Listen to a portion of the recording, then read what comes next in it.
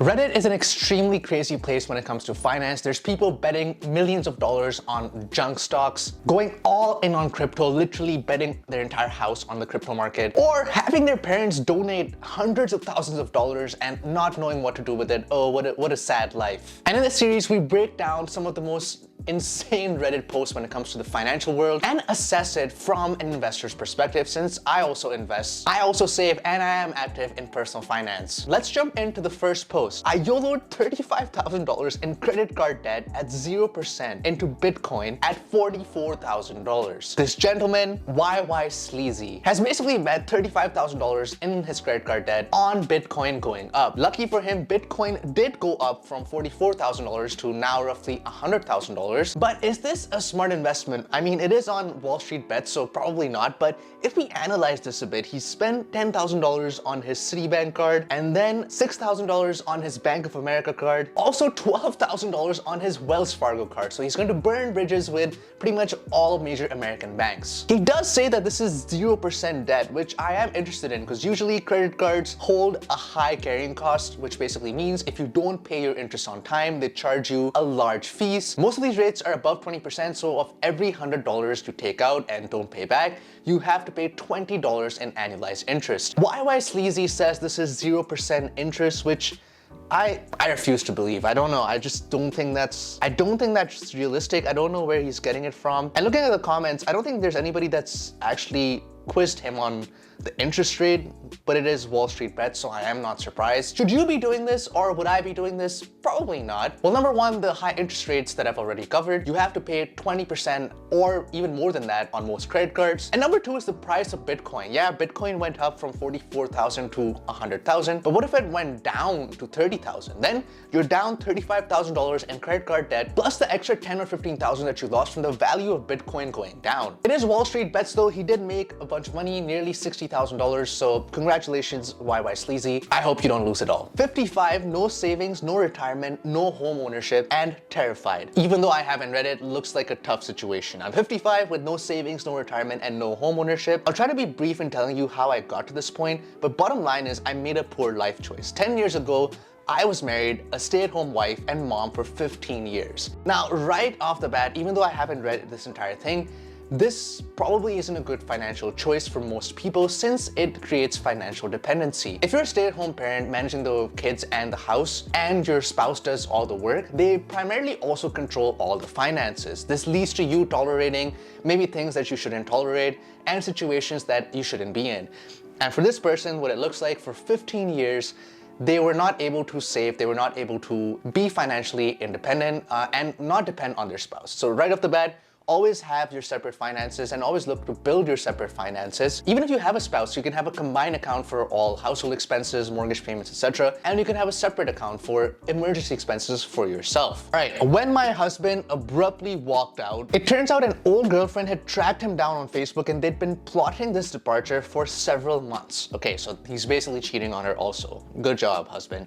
I was shocked to learn he had secretly stopped paying the mortgage, knowingly, leaving me and our children in a foreclosed home. He'd also depleted all of our savings. I received nothing in the divorce, as there were no assets left. Hallelujah. An additional wrinkle was my diagnosis with a debilitating chronic illness. I'm extremely sorry to hear that, and on top of the illness, you have this financial illness too, which is, yeah, it's not looking so good right now. The past decade has been rough. My education and work before marriage had been in interior design. Okay, so she does have some work experience.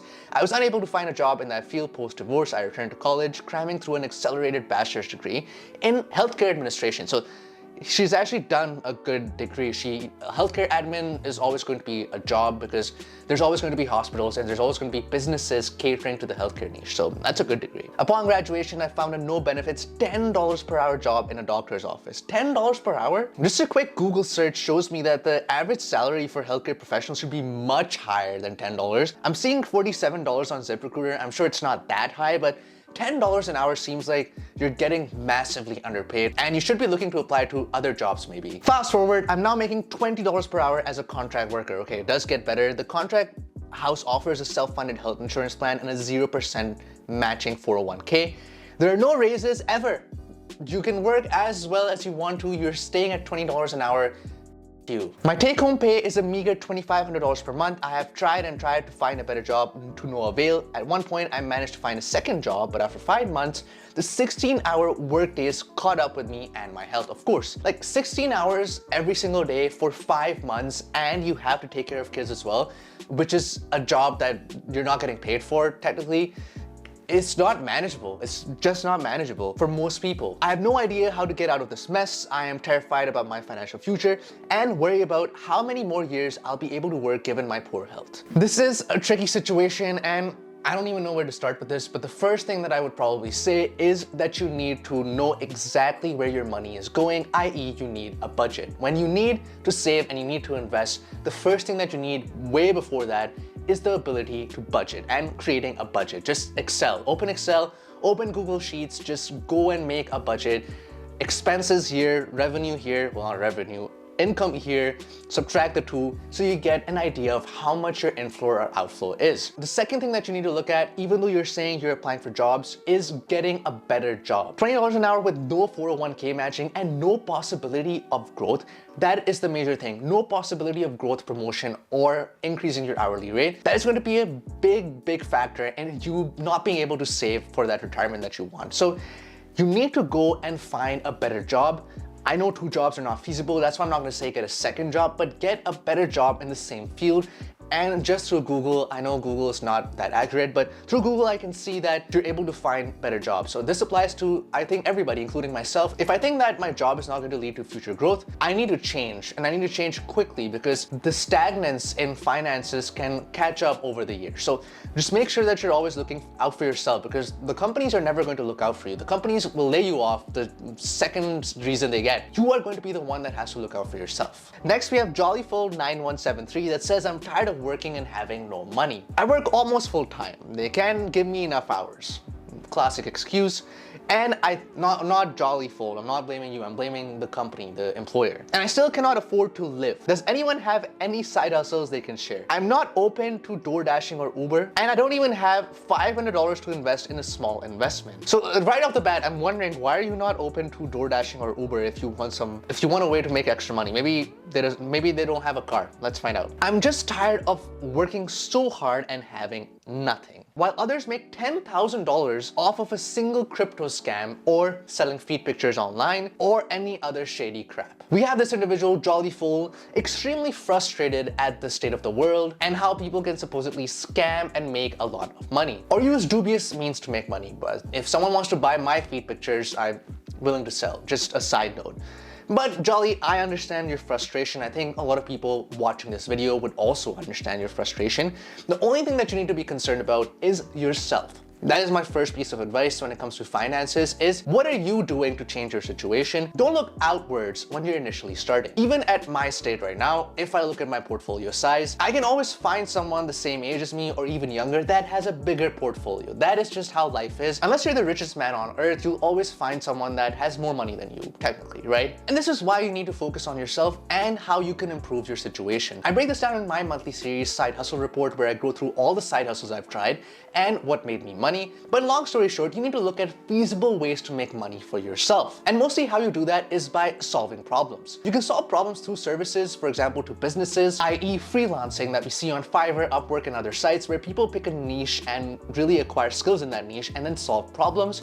Or you can solve problems with products. This is where businesses come in. If you see something in your area that a lot of people want, but they don't really have because of whatever reasons, you can look to provide that thing by setting up a website or a storefront and selling that in your free time. Of course, you'll take some time building skills in both of these, but this allows you to make some extra money. And I noticed that you said you don't want to drive or do Uber, but that is just you providing a service as well. That is you providing a service to individuals that need food delivered or need to go from X place to Y place, but don't have a car. So when you solve problems is when you make money. When you solve something that people need, that is when you make money. You also need to look at what you want the purpose of your life to be. Even if I could tell you you can sell feed pics or other things online, would you want to do that? Would you want that to be what your life is all about? I'm not saying there's anything wrong with that. If the answer is yes for you, that's perfectly okay. But for most people, I would think the answer is going to be no. So do things that you're actually interested in and do things that actually create value, and you will be successful in the long run. Good luck, Jollyful 9173. Next, we have Low Stop 5314 that says, finally able to retire with $61,600 in annual dividend income. We are in the sub r/dividends, and even before reading this, I can guarantee you this guy's in some high risk investments that are probably not going to be good for him in the long run. But let's read. There will come a day I can put these distributions to good use. For now, just reinvesting. So he's not even retired.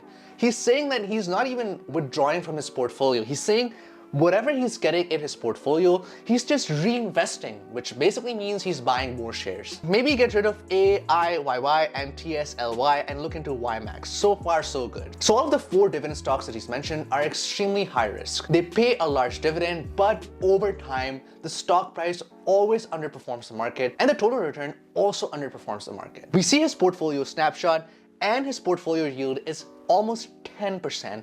His yield on cost is 11.86%. So that basically means his portfolio has actually gone up in value, which is nice to see. Although in the long run, it is still going to underperform the market. You cannot withdraw 10% of your portfolio every year because 10% is the average return of the stock market. So if the stock market goes up 10% and you keep on withdrawing 10%, you're simply going to see a flat growth rate. And let's say the next decade, the S&P 500 actually underperforms and goes up 5 to 6% for the year, every year, you're actually going to lose money on this portfolio and you cannot sustain this portfolio. And rightfully so, people are pointing this out in the comments. You are going to ruin your retirement. You would not feel secure in this retirement. And some people are giving him some nice advice and arguing on Reddit, which is always good to see. But the bottom line is dividend investment is fine. Just make sure that you're balancing that dividend with growth as well. If you go all out with dividends like this gentleman has done, and mind you, you'll be surprised. Some people invest in stocks that pay 25% dividends. It is just not feasible. If you don't trust me, a regular investor, trust Warren Buffett. Why would he not be investing in securities that pay 25% per year if it actually worked? If it worked, then him and any other big investor would be doing it. So be careful with your money. Dividends are good, but in my opinion, Low Stop 5314, you might want to dial down and buy regular dividend ETFs and not high yielders. Good luck. Since I am in the Maple Land, I need to include some Canada-specific subreddits, r/personal finance Canada, a place where people come to humble brag, essentially. Fitchu6489 is saying, paid off my loan with Fairstone and they were not happy. Fairstone, for those who don't know, is a private lending company. They give you essentially payday loans and other high interest instruments in the hope that you don't pay them back and they make a killing. And they do make a killing. Their profit rates are extremely high. Of course, it is extremely predatory and I do not support this type of industry since I think it rips consumers off and it actually rips them a new one. So I had a loan of $5,000, but I had 2.9K left, so I paid it all under 1 year. The interest is crazy. Tell me about it, Fitchu6489. I will never do it again. And anybody who's watching, if you can avoid it, actually, even if you could not avoid it, just do not get a payday loan. It's extremely predatory. The interest is extremely high. The fees they charge are extremely high and not transparent at all. It is just not a good deal for you. But when I went in the branch near my house to pay it, the lady was not happy. Of course, she's not happy. She was the same one that loaned me the money 9 months ago. And she asked me, why do you want to pay it? What do you mean, why do you want to pay it? I don't get it. Exactly. Why? What do you mean, why do I not want to pay it? It's my loan, dude. You need to pay it back to avoid interest. That's why, lady. I simply responded, because I can afford to pay the rest. I love this guy. And she was mad at me. I actually do not understand why she's mad. I wonder if the workers there get a share off the interest or some sort of commission for every loan. And is this basically saying that if you pay your loans off early, they have to pay their commission back or they have to pay a fees or something, the workers working there? If you know this industry, please let me know. Lol, they're crazy people and they want you to have debt all your life and pay double of what they gave you. Pretty much summarizes it. Do not go to payday loans. I'm glad Fitchu6489 was able to pay off their interest, but do not do that ever again. We're ending off on a positive note. What's the single best piece of financial advice you've ever received? It doesn't matter if you buy the top, bottom, or somewhere in the middle. Just getting in the market is what counts. That is solid advice. Historically, the S&P 500 and other indices in the US go up at a rate of 8 to 10%. So it doesn't matter if you buy, just buy as soon as possible, since in the long run, highly statistically and probabilistically, your investment is going to increase in value. So it is solid advice. Let's see what some other people have to say. You don't invest to make as much money as possible, but to meet your financial goals. This means that you should limit the amount of risk you take while investing so that you don't gamble with your savings. Again, solid advice. I think people conflate investing with making money, but investing is to protect your wealth and to make you financially independent, just like Embarrassed Time 146 told us. Making money is an entirely different thing that you have to look at your active income to make. So maybe a job, a business, side hustling, whatever it is for you, active income has to be where you actually make money, not your investments. And like Embarrassed Time 146 said, this ensures that you don't lose all of your money. Genovicus says, don't use a credit card if you cannot pay it off monthly, save for emergencies, and live well within your means. 3 solid principles that I've pretty much based my entire adult life around. I'm very boring. Marry a rich one. This is my favorite one and something that I think everybody should look at. Ignore that advice, but saw a few friends do so that made their lives pretty easy. Of course, if your partner is rich and well off and they're also benevolent and also help you out, your finances are going to see an improvement. But this is where financial independence also comes in. Do you want to be so reliant on your partner? Probably not, for many reasons, but financial independence basically just means that you can live your life on your terms. Wow, that was a lot on Reddit, but that is why I love Reddit, especially reacting to financial Reddit as an investor and someone who's interested in personal finance. If you enjoyed the video, smash the like button and the subscribe button. Every subscriber helps get this video to the right people. Also interested in breaking down finance, learning, saving, and investing more. I'll see you in the next one.